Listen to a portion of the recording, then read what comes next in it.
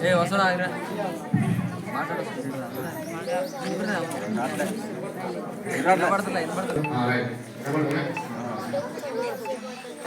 అధ్యక్షులు గౌరవనీయులు మన ఎంఈఓ గారు, మన స్కూల్ హెచ్ఎం గారికి, దారాసింగ్ గారికి, అదేవిధంగా వేదిక మీద ఉన్న మన వసూల్ అంజి గారికి, అదేవిధంగా ఉపాధ్యాయులకు, మరి నాతోటి యువకులు, గ్రామ పెద్దలు, విద్యార్థులందరికీ 76వ గణతంత్ర స్వాతంత్ర దినోత్సవ శుభాకాంక్షలు.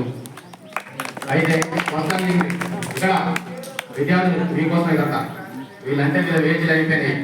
ఇప్పుడు మీరు ఈ భావించడానికి మీరు చాలా ఉపయోగం కనుక మీరు స్పష్టమైన ఈ విషయం. గణతంత్ర స్వాతంత్ర అన్న గణతంత్రం స్వాతంత్రం వేరు కదా అని అనుకోవచ్చు. అయితే 1947లో ఆగస్టు 15 రోజు స్వాతంత్రం వచ్చింది, కానీ ఆ రోజు గణతంత్రం లేదు. గణతంత్రం లేకపోతే శాసన వ్యవస్థ ఉండదు, నిర్మాణ వ్యవస్థ ఉండదు, దాంతోపాటు జ్యుడిషియల్ ఉండదు, అంటే న్యాయ వ్యవస్థ ఉండదు. ఈ 3 వ్యవస్థలు లేకుంటే మళ్ళీ ఈ బ్రిటిష్ వాడు పోతే ఇంకో దేశవాడు వచ్చి ఇక్కడ పరిపాలన చేసే అవకాశం ఉంది. ఎందుకంటే పటిష్టమైన ఆర్మీ వ్యవస్థ లేదు, ఈ దేశాన్ని కాపాడడానికి పటిష్టమైన వ్యవస్థ లేదు కనుక కొన్ని దేశాలు ఇంకా అప్పటికి ఆలోచిస్తున్నాయి, భారతదేశానికి వెళ్ళిపోయిన బ్రిటిష్ కంటే మేము గొప్పలం, మరి మేము కూడా ఈ దేశానికి వచ్చి పరిపాలించవచ్చు అని చెప్పి కొన్ని ఆలోచన చేస్తున్న క్రమంలో ఆ రోజు గొప్ప మేధావులు అయినటువంటి అందరూ కూడా ఆలోచన చేసి మనకి ఈ వ్యవస్థ కావాలి, అందుకని ఒక రాజ్యాంగం కావాలి, ఆ రాజ్యాంగం నిర్మించుకోవాలి, మనకు మనం రాసుకొని మన ప్రజలకు అందియాలని చెప్పి మేధావులందరూ కూర్చొని చర్చించుకున్న తర్వాత 1946 డిసెంబర్ 9వ తారీఖు అందరు కూర్చొని చర్చలు చేసుకుంటారు. మరి మేధావి వర్గం కూర్చున్నారు, చర్చలు చేస్తారు. రాజ్యాంగం ఎవరైతే రాయగలుగుతారు, ఎవరైతే పట్టిమ ఉంది అని చెప్పి ఆలోచించుకున్న క్రమంలో దీనికి డాక్టర్ బిఆర్ అంబేద్కర్ గారే వీరికైతేనే సాధ్యమవుతుంది. వీరు చాలా దేశాలు తిరిగినారు, చాలా పట్టాలు పొందినారు, పిహెచ్డి చేసిన వ్యవస్థ అంటే ఆ రోజుల్లోనే అనగానే కులంలో ఉండి అస్పృశ్యత ఉన్నప్పటికీ స్కూళ్లకు రానియకుండా బయట ఉండి నేర్చుకొని ఆయన ఎన్నో పట్టాలు పొంది 46 పట్టాలు పొందిండు. ఇలా కంప్యూటర్ వ్యవస్థ ఉన్నప్పటికీ మనకు 1 పట్టా 2 పట్టాలే లేవు. ఆయనకు ఆ రోజుల్లోనే 46 పట్టాలు ఉన్నాయి, ఒక పిహెచ్డి ఉంది, డాక్టరేట్. ఇతర దేశాల్లో పెద్ద పెద్ద యూనివర్సిటీలు డాక్టరేట్ ఇచ్చింది. ఆ గొప్ప చరిత్ర డాక్టర్ బిఆర్ అంబేద్కర్ గారికి ఉంది. అయితే ఈ గణతంత్రం వచ్చింది ఎప్పుడంటే 1950 జనవరి 26వ తారీఖు గణతంత్రం వచ్చింది. అప్పుడే మనకు స్వతంత్రంతో పాటు గణతంత్రం ఉందని చెప్పి కూడా ఈ సందర్భంగా మీకు తెలియజేస్తున్నా. ఇక్కడి నుంచి ఇక మనం పరిపాలించుకోవచ్చు అని చెప్పి అప్పుడు ఈ రాజ్యాంగ కమిటీని పక్కన పెట్టి అప్పుడు తాత్కాలిక పార్లమెంట్ ఏర్పాటు చేసుకున్నారు. ఆ తర్వాత 52ల సార్వత్రిక ఎన్నికలు జరిగినాయి. మనకు సంపూర్ణంగా పార్లమెంట్ వ్యవస్థ ఏర్పాటు చేస్తున్నాం. దానికి మొట్టమొదటిగా న్యాయశాఖ మంత్రిగా డాక్టర్ బిఆర్ అంబేద్కర్ గారిని కూడా ఎన్నుకోవడం జరిగింది.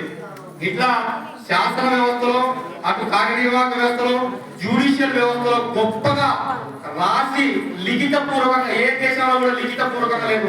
మన దేశంలోనే అతిపెద్ద లిఖిత పూర్వకంగా ఉన్నదని ఏ దేశంలో అంటే అది గొప్పగా చెప్పుకోవాల్సిన విషయం మన భారతదేశంలో ఉందని చెప్పి కూడా మీరందరూ కూడా ఆలోచన చేయవలసిన అవసరం ఉంది. ఇంకోటి ఏముంది ఆ బుక్ లో, 300 పేజీలు 400 పేజీలు ఉంది, ఆ బుక్ లో ఏముంది అనుకుంటే మీరు ఇక్కడనే ఉండిపోతారు. ఆ బుక్ చదివిలోనే ఇలా ముఖ్యమంత్రులు అయితే ఎమ్మెల్యే కాచి మొదలు పెడితే ప్రధానమంత్రుడు ఇలా రాష్ట్రపతి కూడా అయింది. ద్రౌపది ముర్ము గారు మామూలుగా గవర్నమెంట్ టీచర్, వాళ్ళ ఊళ్ళో రాష్ట్రపతి అయినా కూడా కరెంట్ లేని విషయం మీ అందరికి తెలిసి ఉండాలి. ఎందుకంటే రోజు పేపర్లో ఆమె రాష్ట్రపతి అయినప్పుడు రోజు పేపర్లో వచ్చేది. ఆమె చదువుకున్నది కనుకనే, ఆ రాజ్యాంగం చదివింది కనుకనే ఇవాళ రాష్ట్రపతి అయింది. ఇవాళ ఎర్రకోట మీద ఆమెనే జెండా ఆవిష్కరణ చేస్తారు. ఆగస్టు 15 రోజు ప్రధానమంత్రి చేస్తే ఈ రోజు మాత్రం 26 జనవరి రోజు మాత్రం రాష్ట్రపతి ఎగిరేస్తారు అని చెప్పి కూడా మీరు అందరూ ఆలోచన చేసుకోవాలి. ఒక మహిళ ఇవాళ రాష్ట్రపతి అయిందంటే అది కేవలం రాజ్యాంగం వల్లనే, డాక్టర్ బిఆర్ అంబేద్కర్ రాయడం వల్లనే అని చెప్పి కూడా మీరు అందరూ ఆలోచన చేసుకోవాలి. ఆయన రాష్ట్రం అయిందా, ఇంకెవరు రాయాలంటే రాష్ట్రాలు చెప్తున్నా ఎవరు రాయలేదు, ఆయన రాయలేదు, ఎవరు రాయలేదు. కానీ ఇతర దేశాలలో తిరిగి ఆది ఏదో కాపీ కొట్టినట్టే కూడా కాదు. కొన్ని వ్యవస్థలు ఒక కాకుండా అక్కడ చూసి నేర్చుకోవాలి. ఏదైనా సరే ఒకరిని చూసి ఒకరు నేర్చుకోవాలి కదా. అక్కడ ఇది ఎట్లా నడుస్తుంది అని చెప్పి చూసి కానీ అదేం కాపీ కాదు. వాస్తవానికి స్వచ్ఛందంగా ఆలోచన చేసి మేధావితనంతో ఆయన అది రాజ్యాంగాన్ని రాయడం జరిగిందని చెప్పి ఈ సందర్భంగా మీ అందరికి తెలియజేస్తున్నా. ఇంకో విషయం, ఇలా వాస్తవానికి తెలంగాణ ఏర్పడ్డదంటే ఆర్టికల్ 3ని చదవండి. ఆర్టికల్ 3 చదివితే మీకు తెలుస్తుంది. ఆ రోజు ఆయన ఆలోచన చేసి జనాభా పెరుగుతుంది, రాష్ట్రాల విభజన జరగాలి కనుక జరగకపోతే ఇబ్బందులు అయితే ఎన్నో మరణాలు జరుగుతాయి కనుక ఉద్యమకారులు అటు ఇటు చేస్తారు, ప్రాణాలు తీసుకుంటారు కనుక వాళ్ళ కోసం ఆర్టికల్ 3 రాసి జనాభా పరంగా రాష్ట్రాలు విభజించుకోవచ్చు అని చెప్పి ఆ రోజునే రాసుకున్న చరిత్ర బాబాసాహెబ్ అంబేద్కర్ గారికి దక్కుతుందని చెప్పి ఈ సందర్భంగా మీకు తెలియజేస్తున్నా. మిత్రులారా, ఇక్కడ ఉన్న గవర్నమెంట్ ఉద్యోగస్తులు, మన ఫలితులు కానీ, మన టీచర్లు కానీ, ఆ ఉద్యోగంలో బహుజనులందరూ ఉద్యోగంలో గవర్నమెంట్ ఉద్యోగంలో ఉన్నారంటే కేవలం మన డాక్టర్ బిఆర్ అంబేద్కర్ అని చెప్పి సందర్భంగా తెలియజేస్తున్నా. ఎందుకంటే వెనుకబడిన తరగతులకు 340 ఆర్టికల్ ఏం చెప్తుందంటే వెనుకబడిన తరగతులకు రిజర్వేషన్ ఇవ్వాలి, వాళ్ళకి రిజర్వేషన్ ఇస్తేనే వాళ్ళు ఇంకా ఉన్నతమైన చదువు చదివి ఉన్నతమైన పదవులో ఉంటుందని చెప్పి కూడా 340 ఆర్టికల్ ఆ రోజుల్లో రాసిన గొప్ప చరిత్ర కలిగిన మేధావి ఆయన అని ఈ సందర్భంగా మీకు తెలియజేస్తున్నా. మీకు ఇంకో విషయం తెలవాలి, మేధావుల దినోత్సవం ఎప్పుడు చేస్తారు తెలుసా? మేధావుల దినోత్సవం మీరు వినాలి విద్యార్థుల, మేధావుల దినోత్సవం అంబేద్కర్ జయంతి రోజు చేస్తారు. ఏప్రిల్ 14వ తారీఖు యుఎన్ఓ ప్రకటించింది. యుఎన్ఓ తెలుసు కదా, 93 దేశాలు సభ్యత్వం ఉంటుంది. దాంట్లో గొప్ప ఇంకా మా దేశం ఈయనే, మా దేశం ఈయనే, దక్షిణాఫ్రికా నెల్సన్ మండేలా 21 సంవత్సరాలు చేరుందని చెప్పి చెప్పినా కూడా ఎవ్వరు కూడా దానికి అర్హత పొందలేదు. ఓన్లీ బాబాసాహెబ్ అంబేద్కరే ఆయన అర్హత పొందినటువంటి సందర్భంగా మీకు తెలియజేస్తున్నాం. మిత్రులారా, మరి మీరెందుకు చదువుకోలేకపోతున్నారు? సరే, ఇక్కడ పిల్లలు తక్కువ వస్తుండొచ్చు, కాకపోవచ్చు, మీరేంటో మీరు చదువుకోవాలి కదా. డాక్టర్ బాబాసాహెబ్ అంబేద్కర్ ఉన్నత చదువుల కోసం ముంబై పోయినప్పుడు, మహారాష్ట్రలో ముంబై పోయినప్పుడు ఆయన ఉన్నతమైన చదువు చదువుకోవడం కోసం చదువుకున్న క్రమంలో ఆయన అక్కడ కిరాయికి ఉండాలి కదా. ఆయన ఊరి నుంచి అక్కడికి వెళ్ళిన కిరాయికి ఉందామంటే కిరాయికి దూరంగా ఉండాలి. ఇక్కడ సిటీలో ఉంటే ఎక్కువ రేట్లు అయితే దూరం ఉంటే స్లమ్ ఏరియా ఉండాలి. స్లమ్ ఏరియా ఎట్లుంటది, పని పోయేస్తుంటారు, లొల్లి చేస్తుంటారు. ఆయన స్కూల్కి పోయినా ఆయన స్కూల్కి పోయి రాగానే పండుకునేది, చదువుకోకపోయేది, ఆడుకోపోయేది. ఎందుకు చెప్పనా? ఆయన మనం చదవాలి కదా. అప్పుడేమో చదువుదామంటేనేమో మొత్తుకునేది. స్లమ్ ఏరియా కదా, మొత్తం పని పోయి వచ్చిన వాళ్ళు ఆ నీళ్ళు మొత్తుకుంటుంటారు. కానీ అక్కడ చదువుకుందామంటే డిస్టర్బెన్స్ అవుతుంది. కానీ ఆయన ఏం చేసేది తెలుసా? పండుకునేది. పండుకొని 2 గంటలకు లేచేది.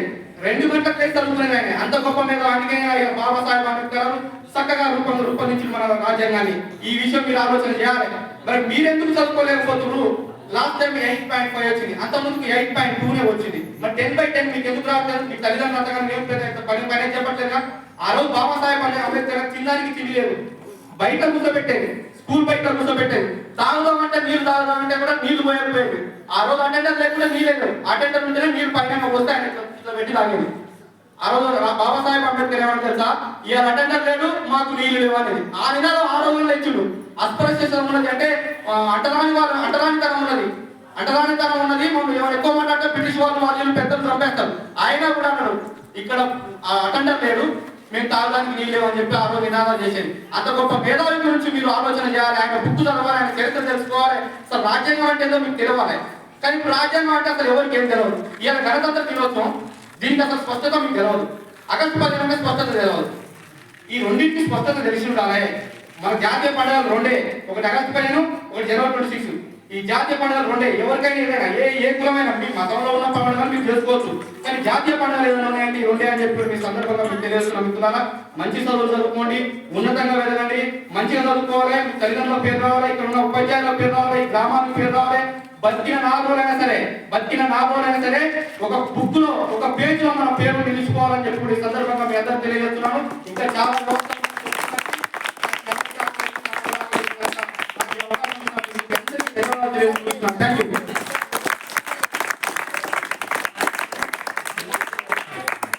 థ్యాంక్ యూ జనార్దన్ గారు.